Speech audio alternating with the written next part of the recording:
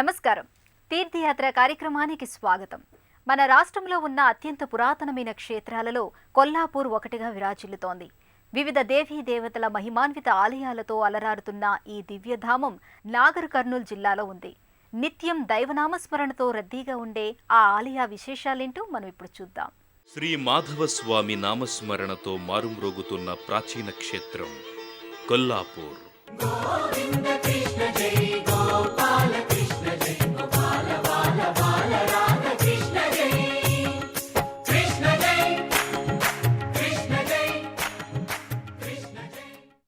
రాజుల ఏలుబడిలో ఆధ్యాత్మిక కళా వికాసంతో వికసించిన ఈ దివ్యధామంలో శ్రీ మహావిష్ణువు మాధవుడిగా కొలువై భక్తుల చేత నిత్య నీరాజనాలందుకుంటున్నాడు. నాగర్ కర్నూలుకు సుమారు 50 కిలోమీటర్ల దూరంలో ఉన్న ఈ దివ్యక్షేత్రం కొల్లాపూర్ సంస్థానాధీశుల ఏలుబడిలో జనరంజకమయ్యింది.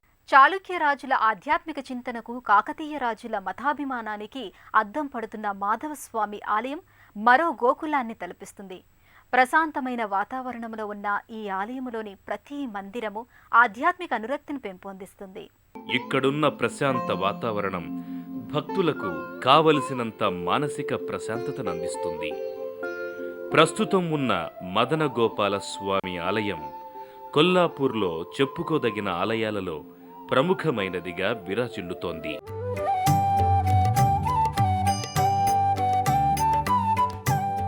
చూడడానికి అత్యంత రమణీయంగా దర్శనమిచ్చే ఈ ఆలయం ఒకప్పుడు కృష్ణా నదీమ తల్లి ఒడ్డున మంచాలకట్ట గ్రామంలో ఉండేది. అయితే 1980వ దశకంలో శ్రీశైలం జల విద్యుత్ ప్రాజెక్టు వల్ల ఈ ఆలయం ముంపునకు గురి కావడంతో తిరిగి కొల్లాపూర్లో ఈ ఆలయాన్ని పునర్నిర్మించారు.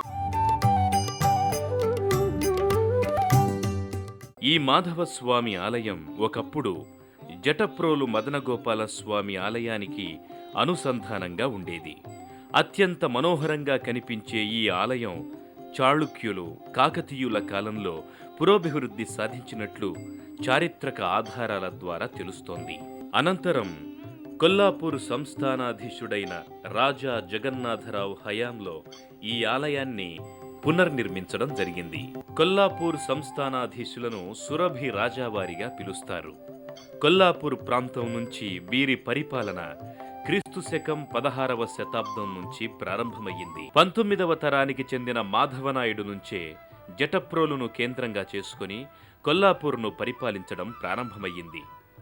20వ తరానికి చెందిన మాధవనాయుడి పరిపాలనలోనే జటప్రోలులో నాయుడుపేట, మదనగోపాల స్వామి ఆలయం, మంచాలకట్టలో మాధవస్వామి ఆలయం, సింగోటంలో నరసింహసాగర్ పేరుతో పెద్ద తటాకాన్ని నిర్మించినట్లు చారిత్రక ఆధారాల ద్వారా తెలుస్తోంది.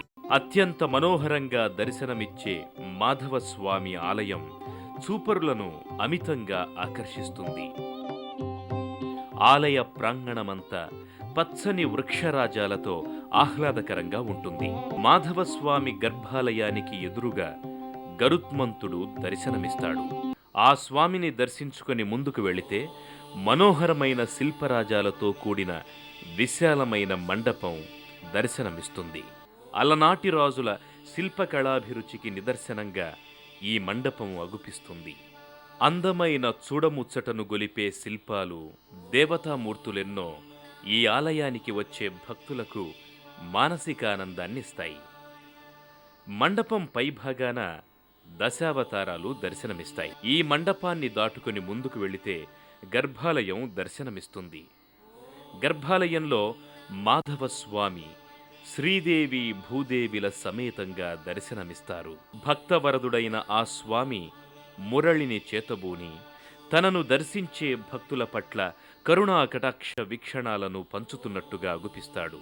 సుందర మనోహరంగా కనిపించే ఆ నీలమాధవుడి దర్శనం జన్మజన్మల పుణ్యఫలంగా భక్తులు భావించి స్వామి దర్శనం చేసుకుంటారు. నందబాలం భజరే నందబాలం బృందావన వాసుదేవ వృందలోలం. నందబాలం భజరే నందబాలం బృందావన వాసుదేవ వృందలోలం. జలజ సంభవాది వినుత జలజ సంభవాది వినుత జలజ సంభవాది వినుత జలజ సంభవాది వినుత చరణారవిందం కృష్ణ లలితా మోహన రాధవదనా నళిన మిళిందం బృందావన వాసుదేవ వృందలోలం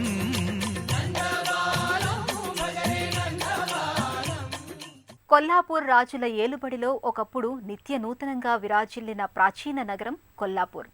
ఈ క్షేత్రంలోని శ్రీ వెంకటేశ్వర స్వామి వారి ఆలయం మహిమాన్వితమైనదే కాదు, మానసిక ఆనందానికి నెలవుగా కూడా విరాజిల్లుతోంది. రాణి రత్నమాంబచే నిర్మితమైన శ్రీ వెంకటేశ్వర స్వామి వారి ఆలయం ఇప్పుడు చూద్దాం. కొల్లాపూర్ క్షేత్రంలో మరో ప్రసిద్ధ ఆలయం శ్రీ వెంకటేశ్వర స్వామి ఆలయం. 18-19వ శతాబ్దాల మధ్యకాలంలో నిర్మితమైన ఈ ఆలయం ఈ గ్రామంలోని బండయ్య గుట్ట మీద అలరారుతోంది. రోజు వందలాది భక్తులతో రద్దీగా ఉండే ఈ ఆలయాన్ని సురభి సంస్థానాధీశులు కొల్లా వెంకటేశ్వరరావు నిర్మించినట్లు చారిత్రక ఆధారాల ద్వారా తెలుస్తోంది. ఈ ఆలయం నిర్మించే సమయంలో కృష్ణారావు అనే వ్యక్తి చనిపోవడంతో ఈ ఆలయ నిర్మాణం కొన్నాళ్లు ఆగిందట.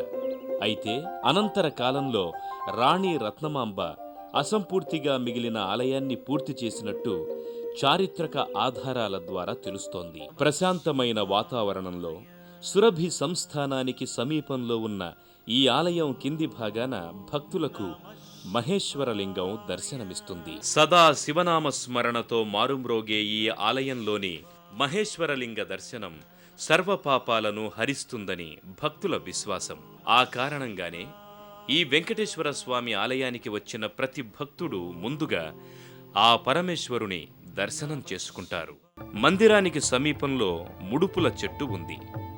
మహిమాన్వితమైన ఈ చెట్టు చుట్టూ ప్రదక్షిణలు చేస్తే సకల సౌభాగ్యాలు సిద్ధిస్తాయని మహిళా భక్తులు నమ్ముతారు. శ్రీ వెంకటేశ్వర స్వామి నామస్మరణ చేసుకుంటూ భక్తులు మెట్ల మీదుగా గుట్టమీదున్న ఆలయాన్ని చేరుకుంటారు. ప్రశాంతమైన వాతావరణం, అడుగడుగునా వెంకటేశ్వర స్వామి నామస్మరణం ఈ ఆలయంలోకి ప్రవేశించిన భక్తులను ఆధ్యాత్మిక అనుభూతికి గురిచేస్తూ వారి భక్తి శ్రద్ధలను ద్విగుణీకృతం చేస్తాయి. ఆలయానికి ముందు ధ్వజస్తంభం దర్శనమిస్తుంది. ఈ ధ్వజస్తంభానికి సమీపంలో గరుత్మంతుడు దర్శనమిస్తాడు. ఇదే ఆలయ ప్రాంగణంలో ఓ ప్రక్క నవగ్రహాది దేవతలు, నాగుల ఆలయం దర్శనమిస్తాయి. ఆయా మందిరాలను దర్శించుకున్న భక్తులు ఓం నమో నారాయణాయ అంటూ ప్రధానాలయంలోకి ప్రవేశిస్తారు.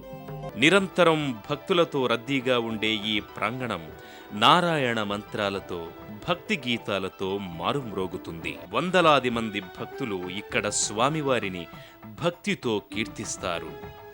గర్భాలయంలోకి చేరుకున్న భక్తులు శ్రీ వెంకటేశ్వర స్వామివారి దివ్యమంగళ రూపాన్ని దర్శించుకుని అలౌకికమైన ఆనందాన్ని పొందుతారు. స్వామి మూలమూర్తికి సమీపాన శ్రీదేవి, భూదేవి అమ్మవార్లు కూడా దర్శనమిస్తారు.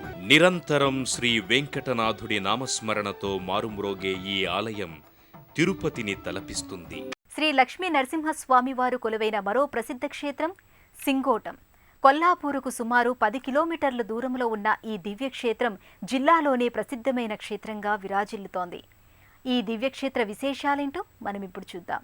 శ్రీ వెంకటేశ్వర స్వామిని దర్శించుకున్న భక్తులు అనంతరం కొల్లాపూరుకు సుమారు 10 కిలోమీటర్ల దూరంలో ఉన్న సింగవట్నం క్షేత్రంలోని శ్రీ లక్ష్మీ నరసింహస్వామి వారి ఆలయానికి చేరుకుంటారు. ప్రశాంతమైన వాతావరణంలో ప్రకృతి అందాల నడుమ అలరారుతోన్న ఈ ఆలయాన్ని 18వ శతాబ్దంలో రాజా సింగమనాయుడు నిర్మించినట్లు చారిత్రక ఆధారాల ద్వారా తెలుస్తోంది. ఇక్కడ ఈ క్షేత్రంలో శ్రీ లక్ష్మీ నరసింహస్వామివారు వెలవటానికి ఓ పురాణ గాథ ప్రచారంలో ఉంది. 376 సంవత్సరాల క్రితం సింగపట్నంలో నివసించే ఓ యాదవుడు ఇక్కడ ఆలయానికి సమీపంలో ఉన్న స్వామివారి సముద్రం వద్ద నాగలి దున్నుతుండగా ఓ శిల నాగలికి తగిలిందట. అదేదో మామూలు శిల అనుకున్న ఆ యాదవుడు ఆ శిలను దూరంగా వేసి మళ్లీ నాగలి దున్నుతుండగా శిల మళ్లీ నాగలికి అడ్డుపడిందట. ఇలా పలుమార్లు యాదవుడు శిలను పక్కకి వేయటం, శిల మరలా నాగలికి అడ్డుపడడంతో విస్తుపోయిన యాదవుడు ఆ శిలను పరికించి చూడగా ఆ శిల అన్ని అవయవాలున్న లింగాకారంగా కనిపించిందట. సరిగ్గా ఇదే సమయంలో శ్రీ లక్ష్మీ నరసింహస్వామి ఆకాశవాణి ద్వారా తాను శ్రీ లక్ష్మీ నరసింహస్వామినని తనను గుట్ట మీద ప్రతిష్ఠించమని చెప్పాడట. స్వామి అభిష్టం మేరకు యాదవుడు, గ్రామస్తులు, బ్రాహ్మణుల సహకారంతో గుట్ట మీద ప్రతిష్ఠించినట్లు ఇక్కడ స్థల పురాణాల ద్వారా అవగతమవుతోంది. ఇతర ఆలయాలకు మల్లే కాకుండా ఈ ఆలయ ప్రధానాలయ ప్రాంగణం ఇరుకుగా ఉంటుంది. ఆలయానికి ఎదురుగా ఓ రాతి ధ్వజస్తంభం ఉంది. ఈ రాతి ధ్వజస్తంభాన్ని దాటుకుని వరుసలో ముందుకు వెళితే గర్భాలయం కనిపిస్తుంది. గర్భాలయంలోకి చేరుకున్న భక్తులు ఆలయంలో కొలువైన లక్ష్మీ నరసింహస్వామి వారి దివ్యమంగళ శిలారూపాన్ని దర్శించుకుని అలౌకికమైన ఆనందాన్ని పొందుతారు. శివకేశవులకు భేదం లేదు అనడానికి నిదర్శనంగానే స్వామి ఇలా వెలిశారని చెబుతారు. నరసింహస్వామి వారి మూర్తికి పక్కగా లక్ష్మీ అమ్మవారు కూడా దర్శనమిస్తారు. లక్ష్మీ నరసింహస్వామి వారికి ఎడమ వైపున చిన్న మందిరంలో మహేశ్వరలింగం దర్శనమిస్తుంది. ఈ లింగ దర్శనం సర్వదోషాలను హరిస్తుందని చెబుతారు. గర్భాలయంలో శ్రీ లక్ష్మీ నరసింహస్వామిని దర్శించుకున్న భక్తులు అనంతరం ఆలయానికి బయట ఉన్న ఆంజనేయ స్వామి మందిరానికి చేరుకొని మందిరంలో ఉన్న ఆంజనేయ స్వామిని భక్తితో సేవిస్తారు. భక్తులు అనంతరం ఇక్కడకు సమీపంలో రత్నగిరి కొండపై ఉన్న రత్నలక్ష్మి అమ్మవారిని కూడా భక్తితో సేవించి తరిస్తారు. సింగోటం శ్రీ లక్ష్మీ నరసింహస్వామి వారి ఆలయానికి కిలోమీటరు దూరంలో రత్నగిరి కొండ మీద రత్నలక్ష్మి అమ్మవారి ఆలయం ఉంది. ప్రశాంతమైన వాతావరణంలో కొండల మధ్య అలరారుతోన్న ఈ ఆలయం సుందరమైన ప్రకృతి దృశ్యాలకు నెలవుగా ఉంది. రాణి రత్నమాంబ హయాంలో నిర్మితమైన ఈ ఆలయానికి ఓ పక్క పెద్ద చెరువు ఒకటి కనిపిస్తుంది. దీనిని శ్రీవారి సముద్రంగా భక్తులు పిలుస్తారు. శ్రీ లక్ష్మీ నరసింహస్వామి వారు ఈ చెరువులోనే దొరికినట్టు ఇక్కడి స్థల పురాణాల ద్వారా అవగతమవుతోంది. విశాలమైన ప్రాంగణంలో మనోహరంగా ఉన్న అమ్మవారి ఆలయంలో రత్నలక్ష్మి అమ్మవారు ఆసీనులై ఉన్నారు. సర్వాభూషణ శోభితురాలైన ఆ తల్లి దర్శనం సకల పుణ్యాల ఫలమని భక్తులు నమ్ముతారు. సర్వే జనా సుఖినో భవంతు. ఈ సృష్టి సమస్తం భగవంతుని వలయం. తన ఉనికిని సమస్త జనులకు తెలియచేయటానికి భగవంతుడు వివిధ రూపాలలో వివిధ క్షేత్రాలలో వెలిస్తే అవి తీర్థయాత్రలుగా, పుణ్యధామాలుగా ప్రసిద్ధికెక్కాయి. అలా భగవంతుని లీలా విశేష ఫలితంగా ఏర్పడిన ఆయా ధామాలలోని దేవీ దేవతలందరి ఆశీస్సులు అందరి మీద ఉండాలని కోరుకుందాం.